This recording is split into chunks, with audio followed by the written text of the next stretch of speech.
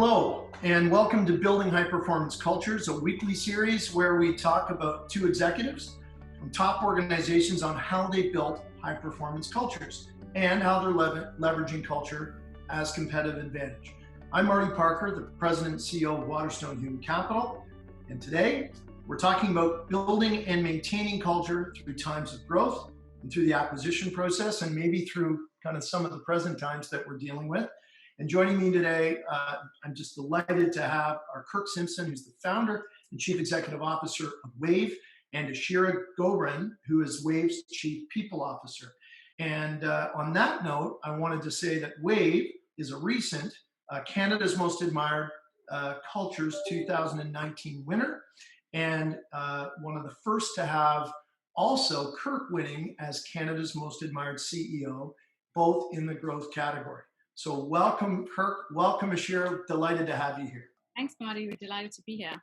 Great to be here. Kirk, maybe I'll just start with you and your vision kind of for Wave and how it came to be. Give us a little bit of the background of how this started and how far it's come in, 10 years?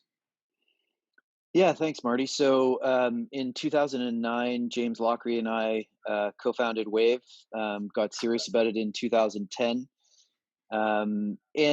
There wasn't any big aha moment. We had been talking about doing something together for a while and sort of landed on this space as we started to look at it and get more excited about, the size of the market for small businesses, how the typical small business owner is using shoebox and spreadsheets and Word docs, and really began to sort of get our minds around how could we serve this small business community? How could we make something that was specifically built for them? How could we innovate around the pricing model of giving the software away for free?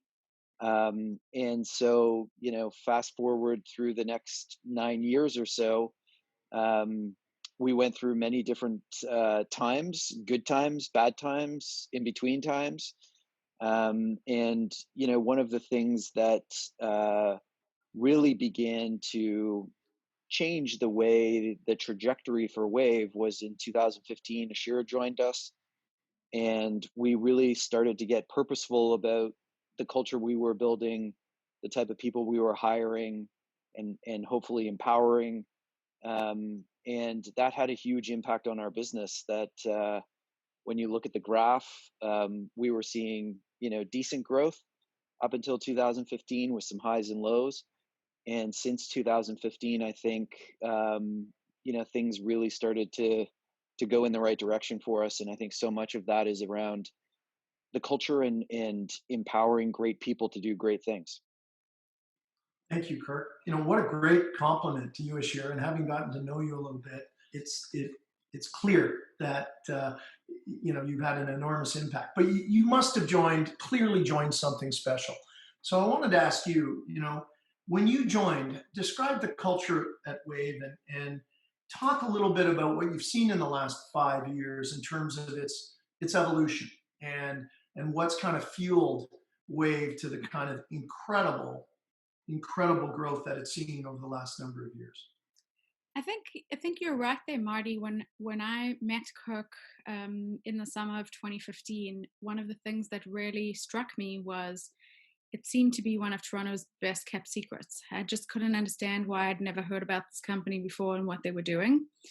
And as I was listening to Kirk talk about the things that kept him up at night and the things he was worried about, questioning how he was going to achieve, knowing what he needed to do coming, I realized that this was the perfect niche for me in a company that had a ton of potential. I didn't have to create the story.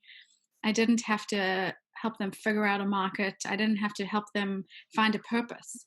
And Kirk had very clear to himself anyways, approaches on and values around people and how to bring out what every person has to give.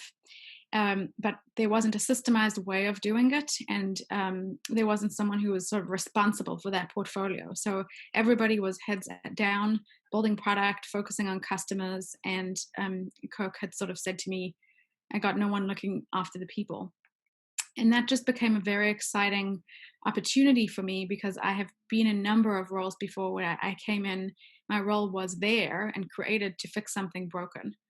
And at Wave, I didn't come in to fix something broken. I came in to take something that was working and just help magnify and amplify and accelerate that.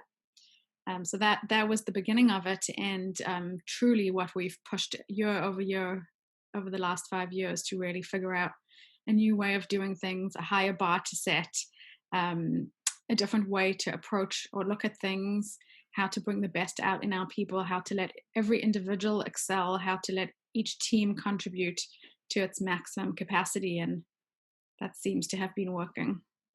Kirk, tell us a little bit. You talked about some of the shifts, the good times, the bad, and certainly there must have been kind of cultural shifts you've seen, and possibly some of the impacts of those shifts over that time. Just maybe provide some color to that, if you would.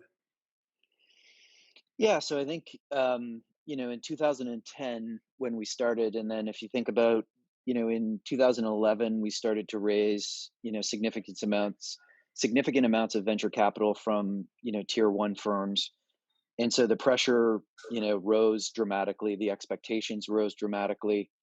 We there were moments there where we would just pause and look at each other, James and I, and say to ourselves, like, how did somebody just deposit $5 million into our bank account? How is that humanly possible? And you feel the weight of that money and the expectations through it. And I think at the time it was just, we were both finding our way. We'd never grown an organization like this before. We'd never been a venture backed founding team before. And so it was try and hire lots of people, try and point them in the right direction, try and survive through the process of really rapid growth. But there wasn't a lot of um, thought process to what environment are we creating, how are we investing in people. We fell prey to something that I think a lot of high growth tech companies fall into, which is your best performing person on an individual team. As you think about leadership within that team, you say to yourself, okay, well, they're a great individual contributor, so of course they're going to be a great leader of that team. And in fact, that often does two very bad things. One is not everyone is designed or interested in leading teams, or quite frankly good at it. And so you might not have the best leadership of the team, and you've taken your best individual contributor and turned them into a low performer, which is bad for everybody. And I think we did that many, many times, as I think many fast growing tech companies do. And so I think as we got more purposeful about this in 2015 and beyond, um, there was just a meaningful change in how we got very specific about our values, how we ensured that those values were being lived every single day by me, just as importantly as everybody else, or maybe more so, and more purposeful about what I was working on and how I did things. And again, this was all based on the work that Ashira was doing with us to say, what are the core tenets of what we've always known to be here, but we want to double down on? How do we work those into the organization? And knowing that those would, take a while to manifest themselves. I'll give you one specific example that's super important, and this was the work that we did with both Ashira and the third party that she helped us get into the organization, which was really find a much deeper focus on the customer. I think we found through that process that we were paying a bit of lip service to it, that it wasn't truly ingrained. We were more interested at times in the technology and the technical problem, and wrapping our head around that, than we were truly understanding what was the customer pain that we were trying to solve for, and letting the technology help solve it, but truly understand it first. And I think that was one of the things that really changed dramatically in the company over the last 9 years. I think now today we're seeing through this pandemic and the challenges that small business owners are feeling, we are actually getting to a place only now where I think we are living that as completely as we should have been doing since day one. Wow, what a great example. Thank you, Kirk. Share, talk a little bit about. I've heard a number of these examples. I've certainly read about them as members of our team. Talk a little bit about some of the things that really took root to, Kirk used the term, live those, help the organization over time live those values. Whether it was programs, um, uh, how you recognized and rewarded people, whatever you think really was, there is no secret sauce, but your secret sauce in retrospect to kind of unlock those values and be more purposeful. Kirk just talked about a great one in terms of focusing on the customer, of course, and in technology-based businesses, oftentimes focusing on the technology is the challenge, or is the focus. So Sharon, I'd love to hear some of those examples from you because there's some great ones. Sure, Marty. So, again, in the easy times, it's really, there's so many examples where you can point to how do you use your values in an easy way. But I really think that your values get put to the test in some of the tougher decisions that you have to make. Mm-hmm. So in Kirk's example of some of the leaders that we'd put into team or people leading roles that really shouldn't have been, we had to make some tough decisions about, do we keep their ego intact, or do we find a way to give them an important position and a role to play that doesn't have people underneath them, and to help them and the company be more successful? Sometimes that didn't work because the person wasn't willing to go that route. And we either had to coach them to find a way to navigate that route, or to coach them out, and to find a different place in a different company that would work for them. So sometimes that meant saying goodbye to people that had been with us along the way and done good work and was very loyal and emotionally connected to the company and to us. I would say exactly the same with very highly competent people that didn't align with our values and the way that we have to approach things to make it work at Wave. We've always had this rule of no competent jerks allowed. And even in times where we desperately needed the talent, and we found lots of technically proficient, really highly caliber engineers and other such talent, we wouldn't do it. And I think that we waited a little longer and then benefited at the end from having the right people around. And that's clear by that one or two times that we did go against what we knew what was right, and brought in some of the people that just didn't align with the way that we think about customer first and ourselves second, as an example. I think the other thing that would be interesting is, just after we were acquired, we had a chance to step back and look at the things that we were doing, and really just recalibrate our priorities in a very similar way to what we're doing now in the scope of this pandemic. What are we doing? What were we doing? What should we be doing? And align those things. And one of the things that we realized is that in the attempt to grow fast and to raise capital and make our investors happy and to be the startup that we knew we were capable of being, we were trying to do too much, and we were not feeding our core products to the level that our customers deserve them. And so we actually made a really, really hard decision, because one of our values is purposefully focused. When we really have empathy on the customer and their pain point, we have to be very purposefully focused on trying to solve that problem. And we realized that we were skipping over that value, and we were just going for the next new shiny thing that we thought would help them, but we weren't doing a good job on the things we were already doing. And so Kirk sat us down, and we went through the things that we thought were stretching us too thin, and the things that we thought we weren't doing a good enough job on. And we actually cut one of our better products, a newly designed product that we launched pretty recently and was doing quite well, because we realized that in the trace of that new and exciting, we were really starving some of the core things that our customers needed more.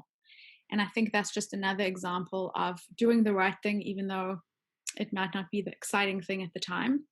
We were able to repurpose all of that talent and mind space and decision making into other areas of the company that we're now able to give to customers the value of that decision. That is not a story you hear often. Cutting a core product in a time of growth. And for those of you who don't know, Wave was acquired in June of 2019 by H&R Block, and I believe, I might get the data somewhat wrong, it was one of the largest, seventh largest transaction since the early 2000s, in the tech community. I mean, this is a significant bet double down by a very successful organization in the H&R Block. And I think we're going to look back on this and see that it was pivotal in terms of their future. And speaking of the future, let either one of you, what do you see as we're now in an evolved, very different stage than we were? What a difference, a few weeks can make. And never, these are unprecedented times, I think, for everyone, not just those of us leading in business. But what do you see as kind of future to both critically aligning your people now as you move forward in this era and as we get out of it? Because we will prevail, we will get out of it. Those great companies will become better, I believe, through this time. But also, what's going to be critical for attracting and aligning your existing talent, attracting new talent, in terms of continuing this path that you've set yourself on of a high performance culture? I think what's been interesting for me through all of this is that for the last 9 or 10 years, we have been chasing growth in every way possible, under every corner.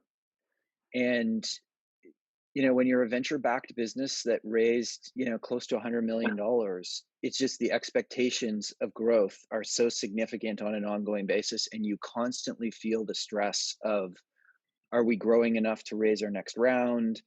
Are we growing enough to support, the investments that we're making in order to grow into the company that you want to be, et cetera? And there's a couple of things that I think come out of that. Number one is, I think I was always empathetic towards people, but I think that I really thought, most of my time was thinking about how can we create a team that can drive the kind of growth that this company needs. And I think this crazy pandemic situation and, many of the conversations that I'm having with Ashira right now are around understanding that the number one thing that we need to be doing is understanding that everyone is having challenges in their personal life on a day-to-day basis. And everyone's situation is very, very different. And likely everyone is having both good days and bad days. And I know, I find some days I'm a 9 and some days I'm a 4. And expecting a level of performance, consistent performance through that is going to be really, really challenging.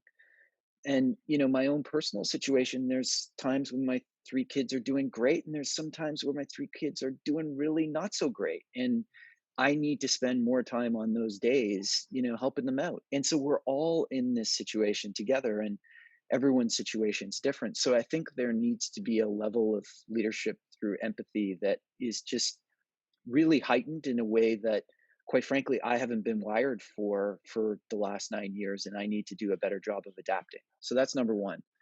And then on the business side, the fact that they're truly, in our business at least, it doesn't matter how many, corners you look under, there's no growth to be found right now.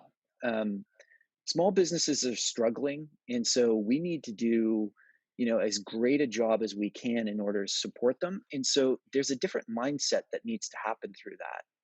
And it's not about chasing growth. It's about looking at it and saying, how can we empathize with our customers? How can we be building tools to help their day-to-day right now? And ultimately, the amazing thing is I believe that we will come out of it stronger, but we need to be focused on those things right now. And that's a very, very different focus than the last 9 years. And so it's a real mindset shift. And I think, as I said, I think you can strengthen your relationships with the people that work with you, and you can strengthen your relationships with your customers that will bring you, to a better place over time. But why you're doing it in the moment is to be a better support network. Kirk, wow, that's quite profound, I would say. And I heard something yesterday that's connecting me to the words you said, and that is that, and it was from a guy, if you've never heard of him, he's fantastic. His name is John Hope Bryant, and he runs an organization called Operation Hope in Atlanta that really focuses on helping raise people out of the poverty mindset through funding, through education. He's one of the great thinkers, and he said that, it's been said that we're human beings having a spiritual experience on earth, but perhaps it's more appropriately said that we're spiritual beings having a human experience. And your words here made me, 2 days in a row connect to that. And maybe this pause, to your second point of this mindset shift that we're going through, this pause will allow us to connect maybe just a little bit more to determine what is really important, because there's no growth to be found. In fact, for most of us, it's going the other way. So,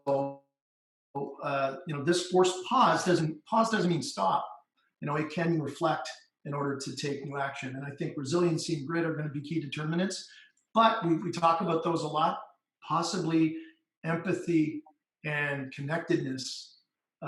Funny enough, in this kind of new world of social distancing, which I prefer to call physical distancing, are the things of the day. And so I think that's incredibly profound. With this in mind, and I'll just throw it out there, as I don't know if any of us know yet, but we can pontificate, or we can see how our own businesses are moving. But what trends do you now see? Maybe I'll start with you, Ashira, in coming now in terms of enhancing and building corporate cultures, because clearly, I was having a discussion with a client the other day about a search that we, because of their circumstances, have paused. Although it's going to come back, and we started to have this discussion about, is our search territory necessarily going to be geographic? Is this someone that it's an executive role, but needs to be in the office? Is our geography now open because of what we will learn through digital connectedness? And there are other examples, but I'd love to get your perspectives of what you see forthcoming in terms of this new kind of high performance digital age in culture. It's a great question. We actually had someone ask something similar at our town hall yesterday. And my view on that is that we're in, Kirk called it a mind shift. I think it's even more than a mind shift. It's a universal paradigm shift. It's one of those moments that we will look back on and know that the world changed. It's not the same world after that will be before. And, we can remember what 9/11 did in that capacity for us. Those of us that had grandparents that lived through the Second World War, that would have described pre-war and post-war life and how different that was. So there is something that is absolutely universal. There's no country, no organization, no institution, no person that is exempt from this paradigm shift that we're going through right now. And we're in the middle of it, so we don't really understand what the other side is going to be. We just know that it's happening. And I think in the time of a paradigm shift, one of the most important things that we can do is the empathy and connect. Just like in 9/11, everybody dropped everything, and how can I help, and how can I get assistance, and how can we help the families of people who couldn't find their loved ones, or of the frontline workers. The same one in there was the police and the firemen. We all had someone who was involved or there, and the whole world stopped to try and rally around what was going on, getting our minds straight, and how everything was going to change. And I think that you get into the new normal afterwards and you come out different. And I think that in our discussion yesterday, one of the things that I said was, we don't know yet what is going to affect us positively and what's going to affect us negatively. And there will be some that will take the same lesson and play it out in both ways. For example, we have a lot of employees that are saying, I'm never working at home ever again after this crisis. I've realized how important it is to be in the office, to be surrounded by people, that my energy comes from being in that place. I so appreciate the fancy standing desks and chairs that I used to complain about in my good monitor setup and the lighting, and I used to complain about noise, and I'm never going to complain about noise again. And then you have others who are going to be absolutely terrified of being in crowds. For sure. Will handshaking ever be a normal thing again? There'll be people who are terrified of public transit for a long time after this. There'll be kids whose first hearing of the word virus has a memory of this experience. And anytime someone says, oh, it's just a virus, it's going to bring back kinds of anxieties of being locked down and in quarantine. So some of us are going to find safety, and some of us are going to just say, I'm never doing that again if I don't have to. I think that's just something that's pretty too early for us to tell the long-term impacts of. I'm just very conscious and aware that we have to be ready for something very, very different. And I think the more we try to hang on to the old and solidify a world around the old assumptions and the old sets of priorities and the old sets of values, the less we will acclimate to the world after the paradigm shift.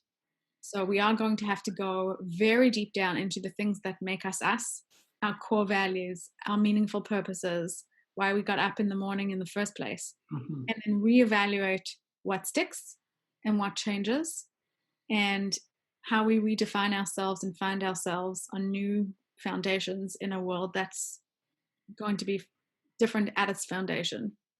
Here's one thing that I hope comes out of this. I think over the last, call it 10, 12 years, if not longer, we in the technology space, and I think, this could be applied more broadly,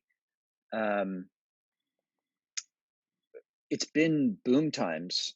And, it just looked like there was always, billions and billions and billions of dollars of capital floating out there for any sort of ideas. It didn't matter whether you were a founder or, a senior web developer. There were just 5 different places you could go at any given time.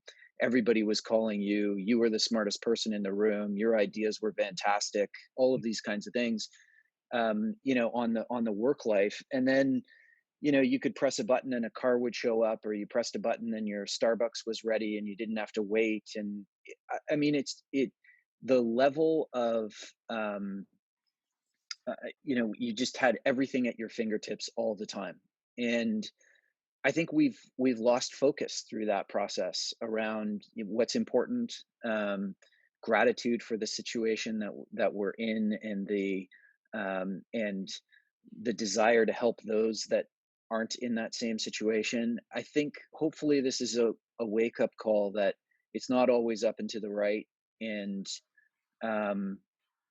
let's focus on more important problems. Let's get outside of ourselves and join, lock arms with others to do important things. I just hope that comes out of this, because I think we were in a place that was unhealthy.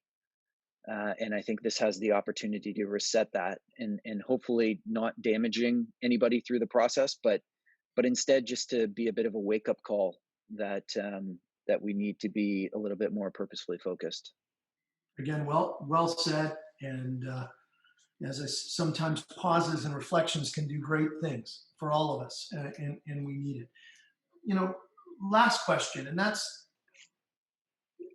what's the one piece of advice? You've both been through, a lot of growth and a lot of success, and all of us, it's easy to talk about success. So often we learn through our failings that lead us to success. But what's the one piece of advice that either of you would give to that entrepreneur, that person who wants to ensure, could be they have an existing business that's 5 years in, as you did, that wants to go to the next level, but knowing that up and to the right may not be a short-term opportunity right now for many of those folks, and it may be for others. What would you share with them from your experience that can help them on their leadership, team, culture journey of becoming kind of a high-performance organization? I think the most powerful thing that Ashira helped me do, and people can read about this process in a book called Lead by Greatness, which is actually done by Ashira's father, which is to focus on your own personal leadership values, and deeply think about those and build those out, and then try as best you can to live those every day. So I think, if I think about my own personal journey, I think as I got more comfortable in my own skin, as I got more comfortable understanding what was I uniquely good at, and just to play to those strengths and be okay with empowering others to be much smarter than me in all the other areas. That was, I think, the thing that unlocked me the most. I think we hear a lot about Right. trying to build up your weaknesses, and I think the being okay with understanding your strengths and playing to those, I think, was the thing that most unlocked me in my journey. Um, and again, you can read more about that in a book called Lead by Greatness. But I think that that was probably the most impactful thing for me that I think others can take. Yeah, I would say one of the things that that was most important to me in my working through with Kirk in recent times, but also right from the beginning, was to learn to actually say what you think. And I think we struggle with this in a Canadian society a lot. I come from a much more open and direct cultures, and it's a hard thing because we like to be kind, we like to be polite, we like to be nice to each other, and it often leads to two things: either a passive aggressiveness where we're nodding and smiling and thinking that makes no sense and I don't like that idea at all, or a lot of frustration. We lose the ability to communicate. And I think that was one of the things that we worked on, Kirk and I, quite early on, that we still have to remind each other every now and then. Is to No, you simply have to remind me. Let's be honest.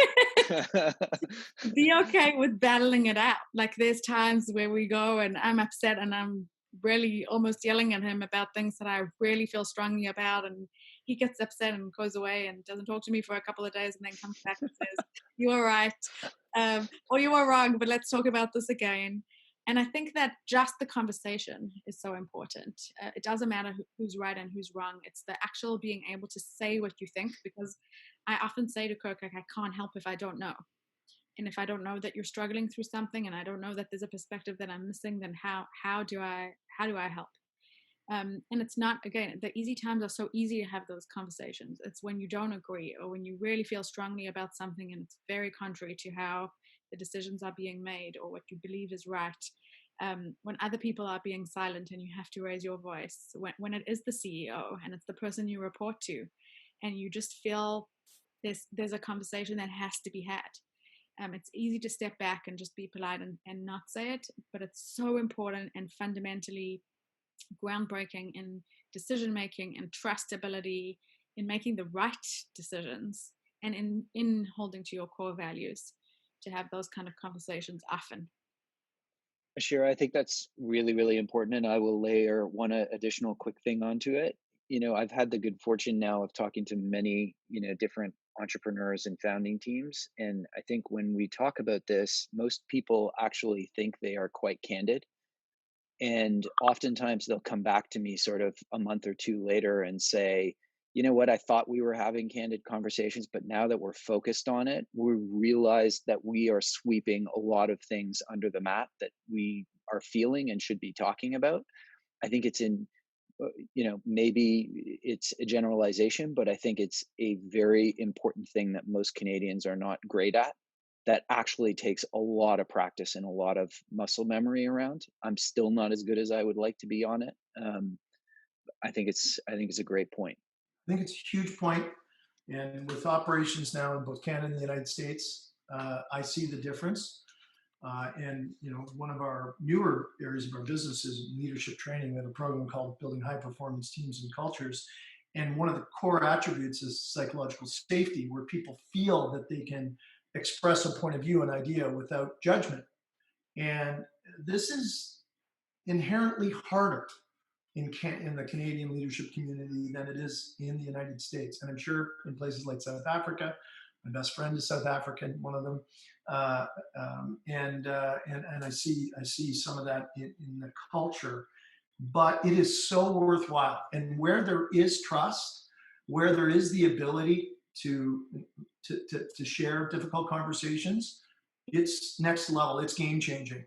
I think and I believe, and so, and certainly as leaders and entrepreneurs, it's hard to get the truth sometimes. Yeah, and Marty, in those situations, it sometimes feels like you're breaking trust when you do it, right? If I have to go to Kirk and I say, I really think what you're doing is wrong, right? It can feel, Yep. you're actually breaking a trusting relationship. It's hard to do that. And he might be upset and he might respond not well to that. And he might not talk to me for a while. He might disagree totally and think that I'm an idiot. There's so many things that go through your head when you actually doing those things that doesn't feel like building trust. But it's when you go through the hard conversation that the trust actually builds on the other side of that. And that's the part that I think is really key. It's not about when we always agree and get in the room and have a conversation and then we come out on the other side fine. It's in the parts where it's so delicate and we still push through it and then come out on the other side and know that we're stronger for it. That really makes it amazing. Well, and clearly you have together, and I know with your team, built some incredible trust. And often it's built through shared experiences and time, but you can still have lots of that and not have trust. And being vulnerable allows you to build trust. And you've been more than that today. We are so fortunate to have both you, Kirk, and Ashira on this show, and the organization and you as winners. You really are an incredible story across any industry. And we are truly thankful. Graciousness is something that I am working on. It's a weakness. It'll never be a great strength, but this certainly helps because you're helping so many by sharing this. Not to mention our own organization and our clients as well. So I want to thank you both. I think there's so much we can take out of this, too much to recapture, but certainly building that leadership capacity and understanding who should lead and who should be an individual contributor. That real focus, whether it be individually or as an organization, on being purposeful and on those values. That is so easy to talk about and so hard to do. And I know. And then I think as we close this truth and transparency around our relationships with ourselves and our team and our customers as well, so that we can be better. We can push through that that divide, because we are certainly, and I do think we are in a paradigm shift, as you said, Ashira, and I think there's a real opportunity to use this paradigm shift as a time of pause, as a time of reflection, so that we can be better on the other side. And I agree with you too. I think we this age of convenience we've been living has gone a little far, and we'll have to just determine ourselves as individuals how far we're going to let that go for us and for our kids and for our team members. So I want to thank you both for your honesty, your graciousness, and your complete transparency over the last 40 minutes here. And I want to ask all of you out there to join us next week for another episode of Building High Performance Cultures. And if you want to learn more about this topic, please visit waterstonehc.com. And we'll be looking forward to more future discussions and more great things out of WAVE as we emerge better, stronger, and more nimble out of this. So I'm wishing you a much bigger future than your past, and I want to thank you one last time.